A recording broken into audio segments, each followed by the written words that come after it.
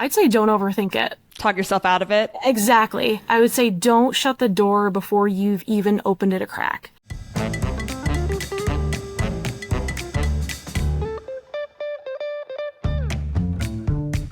Gloria Steinem once said, "We will never solve the feminization of power until we solve the masculinity of wealth." Barbara Provost and Maggie Nielsen are the team at Purse Strings that will help you navigate the ins and outs of financial independence so that you can be financially fearless. This is Women in Money, the shit we don't talk about.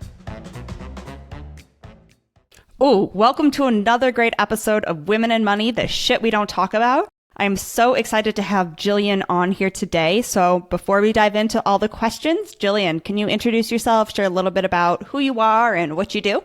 Yeah, thanks for having me. So I'm Jillian Eberhard. I'm the owner of Aire, Serv of Glenbrook. We are basically your one-stop shop for everything heating and cooling and indoor air quality. Mainly residential. You'll see a lot of Aire Servs all across the U.S. There's about 132 of them. I am personally located on the North Shore of Chicago. And we're part of the Neighborly network of brands. So pretty much anything you ever need for your home, whether it's HVAC, plumbing, junk removal, anything of the sort, Neighborly's got you covered. Awesome. We wanted to have this conversation today to first dive into like you taking the jump from consulting to owning Aire Serv, but also this is such a male dominated industry. So as a woman, you know, what kind of made you take this leap? So let's start with kind of consulting to owning Aire Serv. What pushed you to take that leap? Yeah, it's definitely a hard left turn, right? You just love clean air or? Just the smell. It's so crisp. So my husband and I really just came to a point where we have been supporting other people's businesses and building other people's dreams for 15, almost 20 years. And really just got to the point where we wanted to do something for ourselves. We weren't quite sure what that was going to look like. We had originally set out to acquire a bunch of like boomer-owned businesses, make some minor improvements, throw some automation in there, and, hopefully just collect a check. Totally unrealistic, by the way. We stumbled upon this franchise opportunity with Neighborly and with Aire Serv specifically. And it just so happened that the territory that we live in was open, ready for sale. So we went through the process with them. It was actually kind of cool, very, very family driven. They specifically look for folks who do not have an HVAC background. So people coming from more of the business side. And when you put me and my husband together, we're basically like the perfect business owner.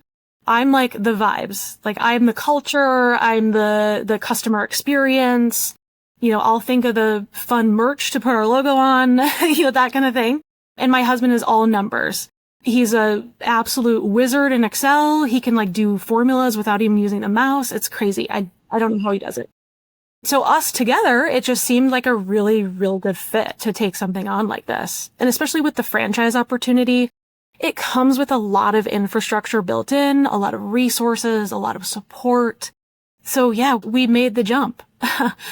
But it was a little crazy at first because we actually both kept our full-time jobs. My husband actually still is working full-time. But for about a year, I was trying to run Aire Serv and also a talent acquisition leader for a small consulting company out of Seattle. So I think I blacked out in the first year. I don't know why we thought that was a good idea, but just this summer, I finally quit that job and I'm 100% Aire Serv. And honestly, I couldn't be happier. Wow. It's been a wild ride, but it's one of those things where like, I didn't even know I liked HVAC. I wish somebody would have told me this in high school. I totally would have been a technician. Wow. I like that it's problem solving. It's something to fix. Like you can have an actual outcome to something versus what I was doing. And any recruiters that are out there, they know that things ebb and flow all the time. It's not as clear cut as go hire for this job. I really like HVAC in the sense of there are many moving parts. There's always a source for some sort of problem. There is a solution I can come up with, implement it, and be done. So it's been really, really cool to be learning about the actual systems themselves from a technical perspective. but also about all the cool things happening in the industry and how like AI is affecting it, which you wouldn't think because you still need a person to actually do these fixes. But I can tell you, I utilize AI every single day, just utilizing different tools and updates, especially within indoor air quality. It's just been really riveting, honestly. I don't mean to sound crazy about it, but it's really, really interesting once you dig into it. I think this is something I wrote off and maybe I should, get back into. Well, the trades. Yeah. I mean, the trades are so important, right? And I mean, everybody has HVAC of some sort in their house, I'm sure, right? So everybody needs you. Yeah. And that was the idea behind it. Like, we wanted to have something that was a bit future proof and AI proof. Like you said, Barb, everybody needs this. Unfortunately, it's one of those things you don't really think about it until something's wrong. Right. Exactly. Yeah. So I'm trying, I love preventative maintenance. It's like going to the dentist. I would rather catch a small cavity and have it filled versus show up 5 years later and have to have a root canal. I would much rather present somebody with hey, let me switch out this motor so you can get a couple more seasons out of this system versus let me put a red tag on this furnace. You cannot by any means turn this back on. It's condemned and you owe me $15,000 for a new system. Like, that is, I don't get joy out of that. Neither do the clients. No, they don't. And so I know these trade businesses, they're very male dominated. And so I know you do have a franchise, so that is kind of a bit different kind of offshoot. But what's been kind of the hardest part navigating that space? I think as with most women in any industry, I think there's an element of, do I belong here? It's that imposter syndrome that kind of takes over, especially within the trades. Just because, like I said before, I didn't even know that this was an option for me when I was younger. If I would have known, I think things would have probably taken a little bit of a turn, but there are certainly things about the industry and even just the customer base in general where, maybe I show up to an estimate and they're like, what does this girl know about this machine? But really overwhelmingly, I've had such a positive experience and I use it to my advantage because I think one of the things, no matter what job I've ever had, whether I was in school or in my personal life, really my superpower is being pleasant to work with. I don't know how to be any other way than disarming, friendly, honest. But I think that comes through, especially with the customers and homeowners that I'm meeting. So just the fact that I can have a very honest conversation about HVAC systems or certain technologies that's rooted in transparency and just kindness, that has really made a huge, huge difference. Because that's working against a stereotype that people have that, someone's just going to come in, be grunting, working on a machine, and then, hand them a paper of, hey, you owe me thousands of dollars. I really take a more personal spin to it and really try to make these relationships with people so that we can be in more of that preventative mindset versus putting out fires all over the place. And I think people have really resonated with that. Yeah, that makes a ton of sense. And do you ever get creeped out going into people's houses? Yes. It's just a personal question. Okay. Yeah, I would think so. Yeah. You think about anybody coming into your home. Yeah. I know I'm embarrassed by, my basement. That's basically my kids' playroom. I don't touch it. I just close the door and pretend it's not there. I would rather people not see that. But, in an emergency, it's not like you are doing your panic cleaning before somebody's coming in. So what's really cool is that here in our territory, there are so many old homes, tons of character, just beautiful landscapes, especially when you get towards the lake. So, in that aspect, it's really easy to connect with people when you're complimenting their home genuinely. Yeah, it's wild. I've seen some, they have to clear a path for me to walk through, but, we've all been there. I try not to make judgments. You have to go to the creepy basement, right? Yeah. So I've been lucky. It's mostly basements. I've had to do one crawl space before, which I really would prefer not to do. Attics. I prefer to just stay on the ladder. I'm not going to go walking, on the beams or anything. I'll leave that to the professionals. But yeah, that's scary. Yikes. And so we know that like scaling a business is never simple. So can you share like a bold move or a pivot that you've made to help AirServ kind of grow and what you've learned from it? Yeah, I mean, this whole thing's a pivot. I guess I'll give you kind of a personal answer, but tie it into, what that means for the business. So I'd say I've spent the better part of my adult life, my career, in a space where I didn't really think that I was super ambitious or, really capable of being a leader, being an owner of something. It's only really been in the last maybe 10 years or so my 30s basically, that I found myself lucky enough to be surrounded by a lot of lady leaders who instilled a lot more confidence in myself, kind of spinning that so that I can actually take this risk of owning this business, being the face of this business. And I say that's the risk or kind of bold move that I took is because I've always been comfortable in a back seat. I've always been very, very comfortable in a support role. But in this particular situation, I know that our success rides on me making relationships with people.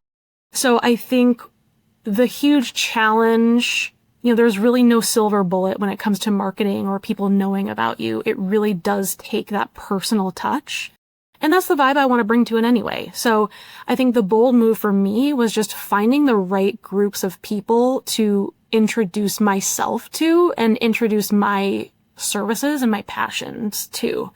And I'm so, so grateful that I met you, Barb. That women's luncheon that we attended, I mean, that was a real step out of the comfort zone for me. And you made it so comfortable. It was just really, really great to connect with other business leaders who are also women. We all have the same challenges. And I think from here on out, it really has inspired me to really kind of lean into this niche of, yeah, we're an HVAC business for everybody, but I want to really recognize not only women business owners, but let's view women as the homeowners, the heads of the household, people who are in charge of the traditionally male-oriented things like, lawn care or, making sure you're scheduling your maintenance visits and plumbing, things like that. Really leaning into that group of people, I think, is the bold pivot that I'm just starting on.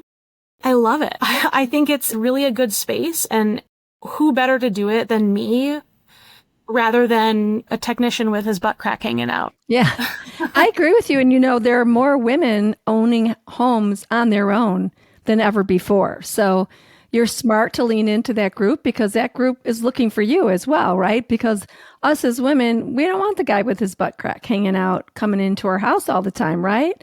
We want someone that we feel is going to be trustworthy, who's going to have a conversation with us, look us in the eye and tell us exactly what's going on with our equipment, maybe some preventative steps we can take like we were talking about prior to us even getting on this podcast. And, this whole idea of education, right? Teach me what I need to know about my furnace, my air conditioner, whatever it is, so that I know how it works, what I should be looking for, how to best maintain it. Because really, who teaches you that, right? Nobody. I mean, there's so much of like, being a single woman. It's like, well, when can I have someone come over where somebody else is here, where I feel safe, where I don't feel like I'm being gypped, though I don't want it to break. I even have heard like some single women who go back to their financial advisor and they're like, this is what the roof guy said to me. Like, do you think this is a fair price? Because you never know if they're just adding on another zero or adding on another grand just to, you're naive, you wouldn't know, and so it's funny like who else we have to collaborate with. So I can see this being just such a great pivot as, yes, you can help everyone, but who can be that niche market? And those are usually, like a lot of women or moms, might be home all day with the kids. And so it's like, great, I can stop by and it still feels safe and secure. Oh, exactly. And honestly, that's how I hire. I mean, obviously being a recruiter for the last couple decades, it certainly works to my favor, but I think what I've learned through all of that from like a more corporate sense into recruiting in the trades, there are stereotypes for a reason, but I've really made it my mission to hire people who I feel comfortable with in my home one-on-one. The two technicians I have, they grew up around all women. One of them has a 5-year-old daughter. I think one of the biggest things that I can do is have that at the forefront of hiring anybody, whether it's a technician in the home or installers, even like our marketing vendors and stuff like that. I want to make sure we all have a shared vision and really leading with transparency, because people don't know about this stuff. And the trades do have, somewhat of a reputation of being slimy or that kind of gotcha mentality. And like, I don't know anything other than being upfront, kind of at the expense of my margins, but that'll work itself out. I just want to make sure that I'm creating a space with all the different pillars of our business that is welcoming, is transparent, trustworthy. Like, you're going to feel good with us in your home. Yeah, I love it. And so as you're working across this industry, what common mistakes do you think women should avoid in this type of situation? I mean, I make mistakes every single day. I think it's really important to really balance that ego. From a financial perspective, it was a real eye-opener for me. I think I had come to terms with you got to spend money to make money, but I wasn't investing in the right things. Oh, that's good to know. It's one of those kind of expectations that we had where, we'll just hire an expert to do this. They're part of a preferred vendor network that Neighborly provides us. That must mean they're good. It doesn't. Yeah. I mean, I'm sure they're great, and we've been living with them for a year. But, now that I've been really in the trenches of the business for the last 6 to 9 months, I have a better idea of who I want to invest with and how I want to do that. I think even just the start, I would have asked for probably double the amount of our SBA loan. We blew through that very, very quickly. Really? That's interesting. And so, how do you feel taking out that SBA loan? Because I know from our point of view, it can be anxiety provoking, you're asking for all this money, but it's interesting then when you come back, and we hear this from a lot of people, that they wish they asked for more. And so I'd love to kind of hear your feelings around that. I definitely had that sticker shock of I'm asking for $250,000. That is a lot of money. Paying that back is daunting. I felt like it was our only option. My husband and I kind of went through a couple of different things. How much personal cash are we willing to put up for this? And I'm really thankful now that we really made it personal and business very separate. Good job. On the off chance that this doesn't work, nobody's going to be coming for my house. But I don't want to feel like I have that to fall back on. So yeah, it's a lot of pressure. I'll be honest in saying we blew through the SBA loan. I had to liquidate my IRA. Thankfully, my husband's retirement is what we're banking on. Mine was just icing on the cake. So kind of sucks that we had to do that, but it was needed. We needed it to pay our guys and to invest in partnerships with other groups that would bring us business in the long term. So yeah, it's really scary, but very, very different feeling from the personal aspect. If I had to personally ask somebody for hundreds of thousands of dollars just to fund my life, I don't even think I could get the words out. But if you found someone, let me know, and I'd love to talk to them as well. If there's an angel investor out there who loves HVAC as much as I do, hit me up. But in a business sense, I think it's a lot easier to take on just because it is a motivator. I have this debt to pay, so it's got to work. But yeah, it's scary. And so would you say that's kind of your biggest kind of financial lesson is really knowing your numbers? Or, what other kind of financial lessons do you think, the other business owners listening should really hear?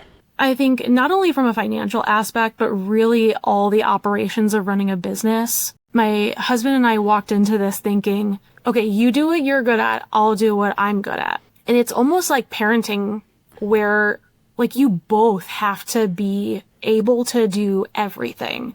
Maybe I'm not in QuickBooks every single day, but I can be when I need to be.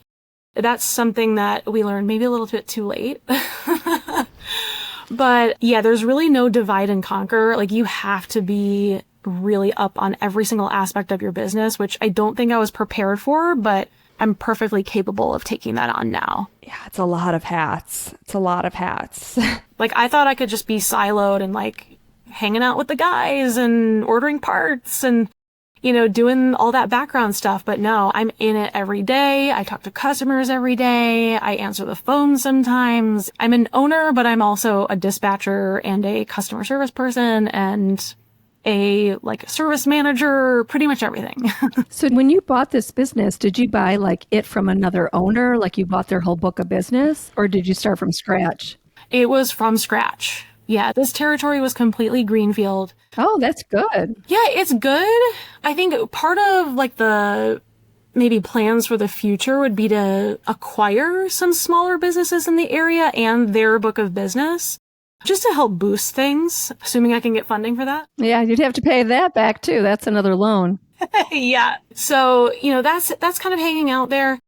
Starting from scratch is daunting. I thought it was going to be a lot easier than it was, but, you know, it's kind of just going back to the relationship aspect of it. You know, thankfully, I do have relationships with people around these neighborhoods. And, you know, those first probably 6 months or so, we were doing, you know, hey, I'll give you a free furnace tune-up or a free AC tune-up if we can just, like, get my guy some reps out there.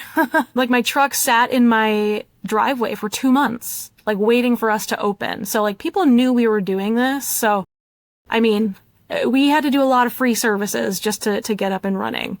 But I think it was good because we could really grow it in our own way. And, you know, now that we've found our little niche and where we fit in this business, I think it's going to be a good thing. Hopefully we'll have a good winter and really just set us up for more growth. And how long have you been in business, Jillian? Only about a year and a half. Yeah, we opened July 2024. Wow. Awesome. And so what kind of advice would you give it to a woman who's ready to make kind of that bold career pivot? I'd say don't overthink it. I mean, I am very risk averse, highly anxious. I can usually think of about 1,000 catastrophic things that could happen any second of the day. Talk yourself out of it? Exactly. I would say don't shut the door before you've even opened it a crack. I think probably a lot of women would feel that same way. I mean, more power to the ones who like have a vision and a drive and don't even question things. I wish I could be more like that. But yeah, I would say just don't stop before you start. Yeah. I would like to just say that what you've expressed around, you know, like your truck sat there for a couple months and, you know, you had to give away some things for free. And, you know, I think that's so very, very, very common, right? For any startup, like you started from scratch, you need to just give to get and, you know, get some reps in and try some things out. You got to crawl before you get up on your feet, and you're not going to make money right away. You know, some people think, oh, I'm going to rake in the dough here. Well, yeah, no, I think so. Even as we've talked about as small business owners in our different times when we've come together, it's, you know, what, 3 years or so? Many people say I haven't made a paycheck in 3 years, some 5 years, you know.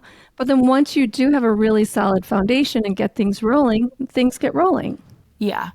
And that's, I think, what I didn't really realize. I think in the back of my mind, I knew, oh yeah, give us a couple years, get our feet under us. My husband was a lot more positive about it. He's like, we're going to pay back all of our investments by 6 months. I'm like, oh, okay.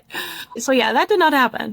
But yeah, I think having a more realistic view of, yeah, it really is going to take 3 to 5 years. You need to put that work out there, put yourself out there, and things will return to you. It's very like karmic, I guess. But I really wouldn't have it any other way. I would rather put the service out there and treat people the way that I would want to be treated. Not to sound corny, but I would rather do it that way than, you know, try and get some quick wins, like by cutting corners or by lying to people. I don't feel good about that. Right, because that comes back to you too. Yeah, I'm one of those people now where if somebody asks me to do a survey, I do it all the time. Because I really hope that comes back in the form of Google business reviews. Yeah, I know. I hear you. It is so funny. It was like when people ask you to do things like podcast reviews is a big one where I make sure I leave a review on everybody's podcast I've been on and I listen to because I know how important those are to get, you know, or filling out those surveys. And I know it feels like everyone's asking you to do them. But when you're the person who wants to receive them and have them done, you're like, well, I have to do others if I want them done for myself, right? So it's a give and get all the time. And, I think even just the intention behind it, I mean, we live that every day. Like, no matter how stressed somebody is, or, they're sweating because their AC went out and, they're in a bad mood, as long as we're leading with kindness, I think that's the biggest differentiator for us, honestly. And, even when I'm dealing with people at supply houses, just because I ask them how they are, or I have a friendly tone in my voice, you can tell that they're not used to that. And, I get better treatment because of it. Yeah. Hair flip. That's right. A little kindness can go a long way. It really does. And people take that for granted. I mean, that's just the way I've always been. I'm not going to change that for, a couple more dollars on the ticket. Right. So before we wrap up, since you're the expert, give us like a couple things we should know about our HVAC. Like, should we be doing things as somebody who had their motor come out? Yeah. Like, give us a couple tips that maybe we just don't know as homeowners or renters, things like that, to not pay you thousands, just pay you hundreds. Yeah. So, I mean, renters and owners alike, I would say the number one thing is change your filter. That's like the number one thing. How often though? I mean, I would prefer monthly, at the very least quarterly, but it kind of depends on your own situation. Like, I have 2 golden retrievers. Like, I can't have enough filters in the house because, that hair gets in there. It's the dust. It blows through the ducts. The registers are all crappy. So I would say the number one thing is change your filters. Number 2, or a very close second, would be do your annual maintenance. So we offer this thing, it's called an Advantage Plan membership. And it gives you 2 seasonal maintenance visits per year, usually in the fall and the spring. So fall, we're getting people ready for furnace season, really making sure that it's nice and clean. All the components are operating within the manufacturer's specifications so that you're not going to, be February and like, oh, shoot, my heat's out. Same with spring, really getting people ready for that air conditioning season. Nobody wants to be hot, especially with the humidity levels being what they have been the last few years. Having a good air conditioning system is crucial because you can have a cool temperature, but it can also be very humid. You want to make sure everything's firing on all cylinders to make sure that that doesn't happen to you. So I would say just for home comfort and for peace of mind, filter and do your annual maintenance are the top 2 things I can recommend. All right. Noted. I will schedule my maintenance. Yeah. And if anybody's in the market for just a new system in general, there are some pretty good federal tax credits that are expiring December 31st. So if you want a high efficient system, better jump on that before December. Oh, good to know. That's good to know. Last but not least, our favorite question that we ask all of our guests is, what is your own definition of financial freedom? I think financial freedom to me is it's all the things that we love. We want to make sure that we can, hopefully retire early, enjoy my family, make sure my kids are set up for, college or trade school or whatever they want to do. I think working towards that comfort is like the ultimate goal, and really not having a lot of worry about where that's going to come from. But I think what's equally important is doing it in the right way. I want to feel good about what I've built. I don't necessarily want to be the next Four Seasons or ABC. I want to be able to take care of my family and be feeling good about how I did that. And I want the same for my employees as well. But I'm not out here to, do some get rich quick thing. It's kind of 2 parts where, I want that comfort, but I also want to feel good about how I got there. So yeah, thank you, Jillian, for coming on today and sharing your expertise. Congrats on being a business owner, for making this pivot. I know it can be daunting, but you're doing it. You're doing the thing. And so if people are in the Illinois suburb area, what's the best way they can reach out to you? Yeah, so if you're on the North Shore of Chicago, pretty much anywhere from Evanston up through like Lake Forest area, that's where we play. There are other air servs around the Chicago suburbs, but you can always go to aireserv.com and find out the closest air serv for you. And it's AIRESERV.com. If you are on the North Shore, I'd be happy to give you a furnace tune-up before we get into the crazy temperatures. So if anybody can reach out to me at 224-301-0232 and mention purse strings, I'd be happy to give you a discounted tune-up. Awesome. Let's get to it. Yeah, we'll put that in the show notes. Yeah. So blow me up. Let's get those furnaces up to date. Let's do it. Let's do it. All right. Awesome. Jillian, you're the best. We're so excited to have you on here as a woman owner in a male-dominated industry, and glad you're shaking it up and glad that you're tuning up my furnace as well. Thank you so much for having me. This was super fun. Of course. And so until next time, everyone, be financially fearless. You've been listening to Women in Money, the shit we don't talk about. Now it's time to take what you've learned and make bold moves towards financial independence. Stay in the know by joining our newsletter for exclusive tools, resources, and updates that keep you financially fearless. Head to pursestrings.co and sign up today. Need a financial professional who gets it? Turn to PurseStrings' curated directory, your go-to resource for financial experts who know how to put you first. Love this episode? Leave us a review and help us empower even more women to own their financial power. Until next time, be financially fearless.